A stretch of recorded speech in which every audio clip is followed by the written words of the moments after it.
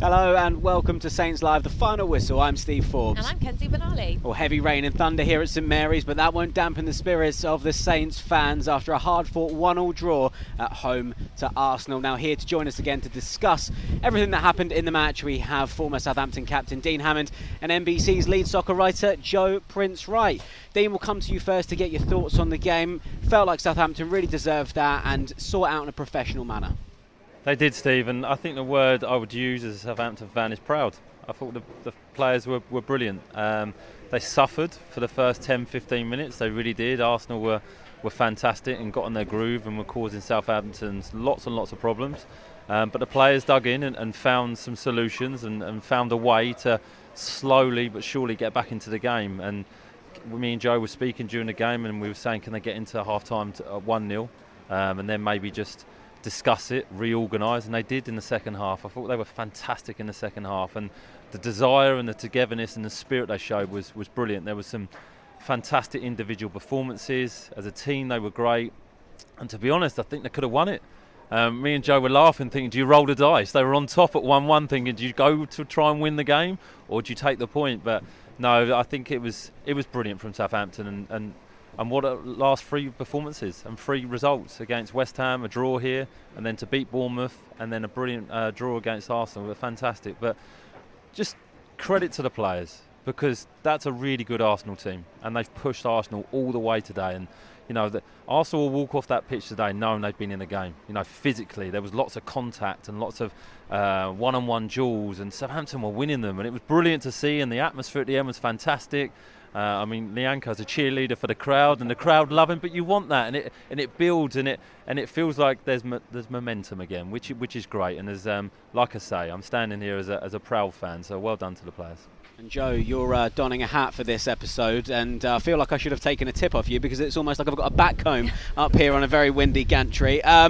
You were very animated, weren't you, towards the end, really getting into it, and what a point, a solid point for Southampton. It was, Steve. We can share the hat, by the way, if you want. I think, Dean and I were basically playing on the wing towards the end of that game, because we were kicking every ball with the team, and I think it was so spirited, the performance overall. And as a Saints fan, like Dean mentioned, just huge pride in seeing the players dig deep, because it's not been a good run before the last three games, but to draw at home against West Ham and Arsenal, win at Bournemouth with the form that all three of those teams have been in recently, shows a huge amount of self-confidence from the players when maybe there wasn't that much confidence around. So again, I said it before the game, needed an atmosphere like the old Dell days today, like it was against Arsenal here last season. It seemed very similar. The fans, the coaching staff, players are all on board, very brave to go over flat back four to start the game. Like Dean mentioned early on, Arsenal were clicking through the gears and you thought, hang on a minute, this is going to be tough. But just to get in half-time 1-0 down, that was fine. And then second half, much, much better. And I had the 2-1 score prediction, so that was maybe why I was so animated and trying to G him up. But some great individual displays and just guts. And you know what? Saints won the battle today. Arsenal are top of the league, and it looked like their players didn't really fancy it. There's a lot of them going down, rolling around, and Saints won the physical scrap, and Ralph's going to be really proud of his team in that dressing room now. Yeah, we're certainly feeling proud, aren't we? Let's dissect the game in a bit more detail now, shall we? Arsenal got the early goal. That was exactly what we didn't want, Dean. Talk us through that goal. Well, fair play. You have to just say Arsenal started really, really bright, and it was. Sorry, I'm just catching the light here. No, they started very, very bright, very confident in possession, and were causing Southampton problems with their shape, and Granit Xhaka was causing problems because Martinelli was playing really, really wide. So Lianco didn't know whether to come tight, which means the two centre midfield players didn't know whether. And there's three Arsenal midfield players, and then they couldn't get quite close to them enough, and then it got switched to Ben White, and it was a lovely 1-2. It was good play from Arsenal, and then Granit Xhaka, like I say, he was just roaming and he was free, and it's a good finish with his wrong foot as well, his right foot, naturally left-footed, and Arsenal deserved it really, because they started very, very bright on the front foot. They 1 and 2 touch passes. It's very, very difficult, and what they do is it's great to watch from here. That the players are really disciplined in keeping their attacking shape. You know, they keep the spaces, so it's hard for Southampton to really press them when they've got comfortable possession. And I can see within that first 15-20 minutes why Arsenal were top of the league. They were very, very good. Like Joe said, they were going through the gears. But credit to Southampton because they hung in there. They put their bodies on the line. Try to stay in the game when it's easy just to cave in really and just accept that we're playing against a better team, and they didn't do that. But the goal for Arsenal was probably deserved. Well, it was deserved, and it was an excellent goal. It really, really was. It was clever play, and it's what they do their best. So they deserved to be in the lead at that point. Joe, how do you think Saints coped with that first half after going a goal down? Because although Arsenal had a number of chances, Southampton had large periods of possession as well.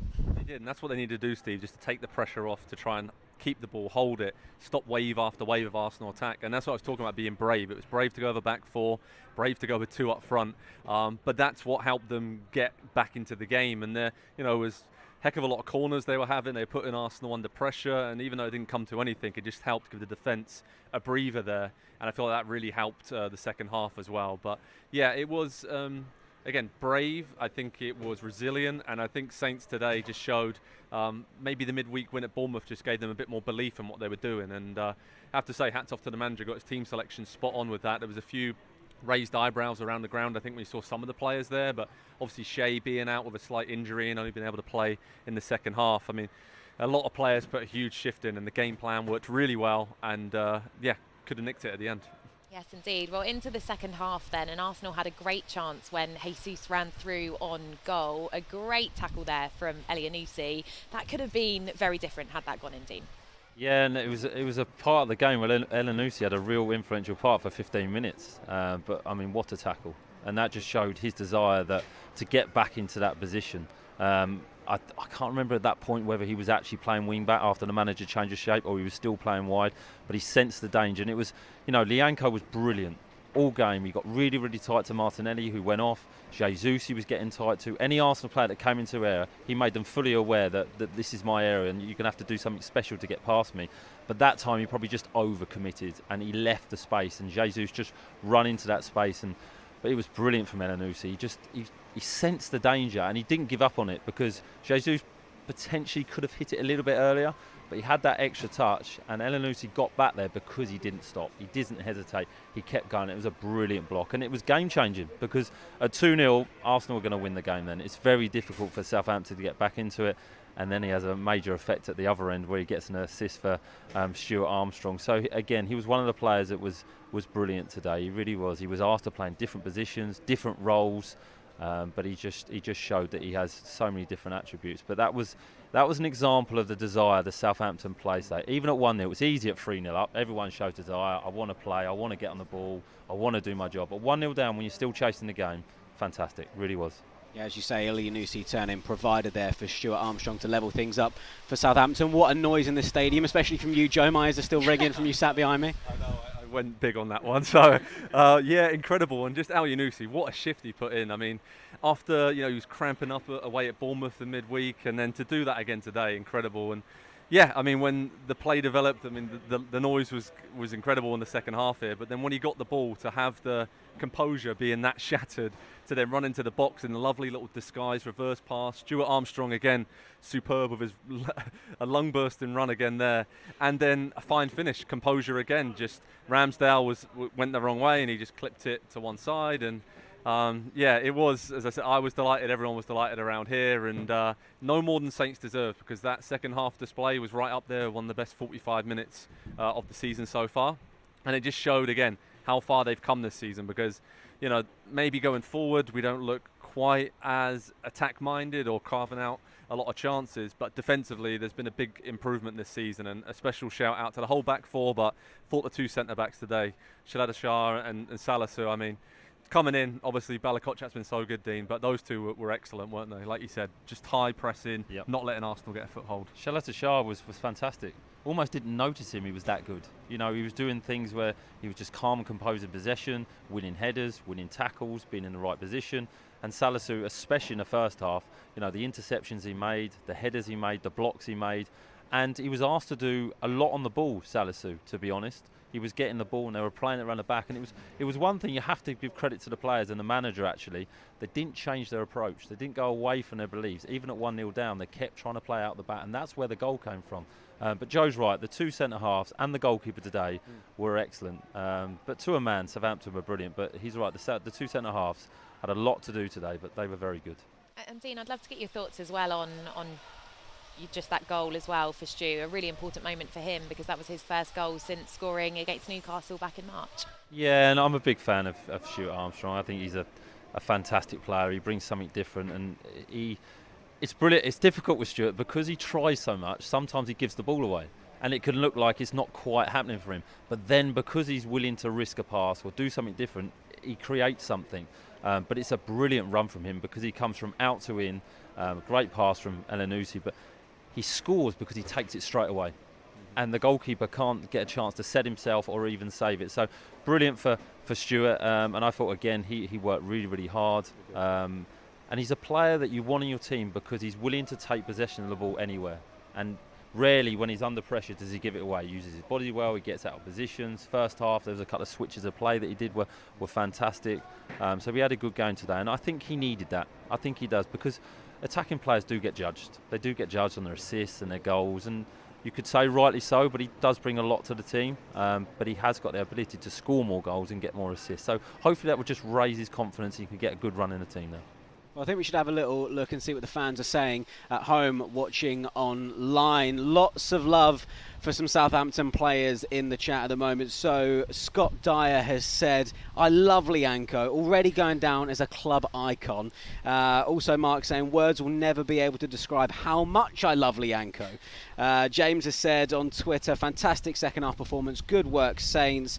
Lynn Dennis has said 100% commitment from the team, well done Southampton. Paul Mins has said, what a great point, much needed. And one here from Martin Wilson, who said, well played, Lianco and Moya Linusi played their hearts out. They really did do that, and it was quite end-to-end at the end of the game, Joe. How were your nerves in the final few minutes? Jittery, because, when I saw 5 minutes stoppage time go up, I was like, oh no. But, honestly, what I was saying, Saints could have actually nicked it. There was a few opportunities there where the final pass, they just couldn't quite release Shea Adams or Theo Walcott. It wasn't that nervy, though, to be perfectly honest. Again, I think pretty disciplined display, and seeing Lianco sort of fire up the crowd down here, the northern end, whenever he won a free kick or a throw-in or whatever, that just really set the tone, I think, for the entire display. So didn't feel too nervous about Saints letting that point slip. And in anything, it was, you look at the stats. I mean, both teams had 3 shots on target throughout the game. So it kind of shows you that Saints were well in it. It wasn't a smash and grab kind of point, was it? It was a deserved one. And at the end, could have gone either way. So to go toe-to-toe with the Premier League leaders who've looked pretty unstoppable at times this season says a lot about this team. And I'm still pretty fired up, to be honest. So at one point. Well, as you've just been saying, Steve, so much love coming in for Lianco, but also the commitment from the team as a whole. Great to read some of these comments here. I mean, Peter getting in touch. He's so pleased with that result. He said, nice result. Saints. Gary saying, great result and performance and definitely deserved a point. We've got a great comment here from Colm Dawson. Thanks for getting in touch. And Kevin also pointing out the passion from Lianco. He was obviously playing at right back today, Dean. How did he do there for you? He was fantastic, he really was. And Joe's just talked about setting the tone, and he set the tone. I think it was in the first 5 minutes there was a header against Martinelli, and he won it fairly, but he let him know that you're playing against me today, and this is not going to be easy. And Martinelli went off after 65, 70 minutes, so he did his job, and he was comfortable in possession, but he was so aggressive, but almost controlled aggression. You mentioned it, Kenzie. He plays right on the line, right on the borderline of like just being too much, but it's brilliant. And the crowd reacted to him, and it created an atmosphere, and it almost became really hostile for the Arsenal players. Almost they didn't want to attack this end. But no, he played very, very well, and then he had to go. They went into a free, which he adapted to. You could see he got cramp a couple of times, so he needs to build up his fitness. But it's great to have that option that he can play right back, and he loves defending. He loves it, and you need those type of players in your team, especially against the bigger teams, because you are going to have to block, you are going to suck up pressure. and he looks like he loves it, and it's brilliant. You enjoy watching him, you do, and I thought he might have got sent off at the end where he almost went over the top, but he deserved not to, and he put a fantastic performance in, he really did. What I love about him as well is when in a game, because he's used to playing centre-back, at the end there, the last 15 minutes, once Saints got the equaliser, Al-Yunusi was dropping in as a right wing-back, Lianco was tucking in, and he can give you that extra defensive cover, but at right back now, obviously, unfortunately, with Carl Walker-Peters' injury, there's an opportunity there, and Lianco hasn't really been able to nail down a starting spot since he's been at Saints. So, I mean, he has to be one of the first names on the team sheet for the next game because fans' favourite, and that was a hell of a display against an Arsenal team who are just absolutely flying right now. So you cannot underestimate how well he played today. Yeah, a great performance and a valuable point, Joe. And just how important could that point be, given that other teams in the division, especially down the bottom, have had big wins, 4-0 wins today for both Leicester and Aston Villa? Incredible. I mean, yeah, it's so tight, isn't it? When you look outside the top 6 or 7, then there's just a group of the rest of the league, essentially, that is within touching distance of the bottom of the table. So Dean mentioned it at the start. This is good for confidence because you're looking at what you can do now. You're looking at not many teams have been able to live with Arsenal, and you've done that. So going forward in similar situations where you're going to come up against teams in the top 6, 7, 8, which they will do before the World Cup break, that just gives these players kind of a reference point now to say, okay, we stayed firm against Arsenal, we were solid, we kept the ball and we had to keep it. And yeah, it just does wonders for confidence, I think. And this week, it's been a tough week, the last 7 days. West Ham at home, Arsenal at home, 2 good draws, win away at Bournemouth. And what I love is the defensive solidity. Saints are keeping themselves in games now. They're not beating themselves, right, Dean? It's like, we're going to stay in it, and they've got the quality, whether it be Armstrong, Shea Adams, a whole host of attackers to open up teams now. And as long as they stay in the game, you always back Saints to score a couple. It's just so important to have that defensive foundation, and they've done it in the last 3 games. They conceded 2 goals. One's against Arsenal, a brilliant clean sheet against Bournemouth, and only conceding 1 against West Ham, who have some exceptional attacking players. So you need that defensive structure, you do, and then you build from there. And they're starting to build that. And we've got to expect this year the team's going to be up and down because it's young, and there's a lot of new players and not new faces that are taking time to settle in and bed in. And hopefully, you know, if we can be in a strong position going into to the World Cup, there's going to be a lot of players that are not going to the World Cup in the Southampton squad that you're going to get time to work together, get to know each other a little bit more, and that can only be a positive, I think. So, look, defensively, Southampton are strong, and the goalkeeper's getting better as well, by the way. Really, really good. I thought he was exceptional with his feet today, but made some good saves. So it looks positive. The next step for Southampton is how can they take this intensity against everyone they play? Against Crystal Palace next week. How can they have that tenacity against those, not just against the bigger teams? Because when they can do that, that's when they'll win more games. Well, let's talk about that, shall we? Crystal Palace up next Saturday. How are you feeling ahead of that one? Obviously, Crystal Palace losing 3-0 to Everton yesterday. Southampton will be feeling confident after these results. So what are your early thoughts ahead of that game? Selhurst is a very tough place to go. I mean, they're a different team there, I think, to they are away from home, which they have a lot of counter-attacking players, but they have developed under Patrick Vieira. It's a much more pass-orientated team. I mean, Anderson and Gay at the back love to get on the ball. So Saints, if they can press the centre-backs high, I think they'll get a lot of joy against Palace. But then the quality they have in the final third, Zaha, Eze, Edouard, they have some, and Elise as well, his delivery. Got some real good young attacking players there.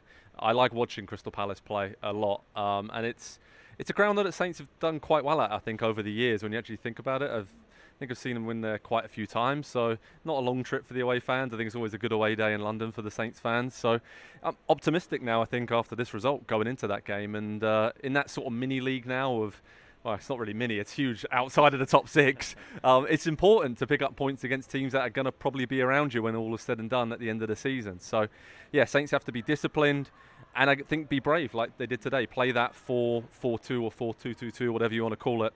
Go at it from the start and just keep themselves in the game. And then the one thing with Palace, though, is you cannot let your guard down because they've come back and won after going behind in games at Selhurst a lot, and they really used the energy of the crowd at the Holmesdale end in the second half. So, yeah, just watch out for that, and just, I'm really, really happy, to be perfectly honest, going into that game now after this last week. And it will be a great opportunity, Dean, for Southampton to start moving up the table, leapfrog their next opponents, because Palace are only 1 point ahead of them. Exactly. There's your incentive, Steve, to try and get above Crystal Palace. That's the next step. And I agree with everything Joe's just said there. Crystal Palace are a good team at home. They've got some really good attacking players. But that's why the defensive structure that Southampton are slowly building is so important. This will be an example of that. If they can keep a clean sheet at Selhurst Park, you'll have a good chance of winning the game, because you can create chances against them. They're a good team, but then they're nothing special. So these are the games that Southampton can go into and think, this could be a game we can win. You know, if we can keep a clean sheet, we can create chances, we can score goals.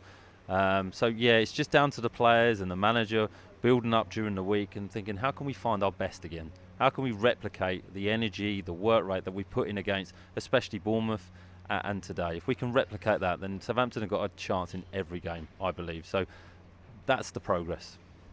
We should send them both down to Selhurst Park, because I've got to say, I think your presence and support makes all the difference, boys. It's a big difference. I think we should get another score prediction from you for that game, because you were right again today, weren't you? Mystic Meg, 2 from 2 now. So listen, I want to be included in this league. But Dean, Joe, always lovely to have you with us. Thanks ever so much for your company, and thank you to those of you who have tuned in as well on Saints Live in the Final Whistle.